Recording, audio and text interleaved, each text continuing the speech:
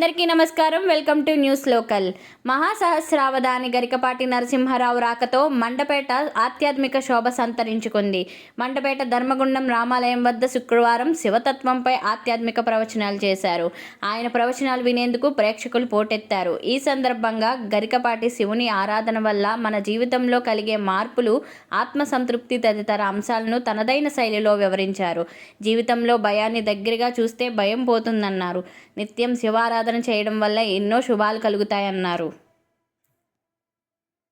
ఒకవేళ వాళ్ళని పట్టించుకోవడం వదిలే విషయాన్ని ఏం లేదా పోదా, నీ చెల్లి ఉంది కదా, నీ అన్నది ఉంది కదా, వాళ్ళు వండి పెట్టాల్సిన పని లేదు. ఇక్కడ మిగిలిన సమయం అంతా చెప్పాలి, కేటాయించి అదే చెప్తున్నారు. ఎందుకు అనవసరంగా సమయాన్ని వృధా చేస్తారు? యాత్ర చేయకపోతే పోయే, జ్ఞానధర్మం లేకపోతే పోయే, ఏదేమో సమస్త భువనాధీశు భర్గా పార్వతీ వల్లభ. మన దుర్మతి కారణంగా మనం భగవన్నామస్మరణ మహత్యాన్ని గ్రహించలేకపోతున్నాం. కానీ లేకపోతే ఇంత సులభమైన ఉపాయం ఇది అంటారు. దాని ద్వారా నిత్యం శివనామస్మరణ నాణ్యం జానే నైవ జానే నజానే.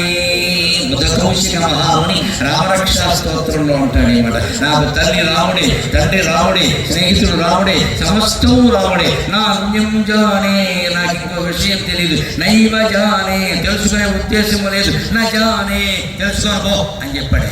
అలా నమ్ముకోగలగాలి రామచంద్రమూర్తిని. అప్పుడు పరపురుష వ్యామోహాలు పోతాయి. పరస్త్రీ వ్యామోహం ఎవరికైనా పురుషుల్లో ఉంటే వెంటనే లలితాదేవి విగ్రహాన్ని చూడండి.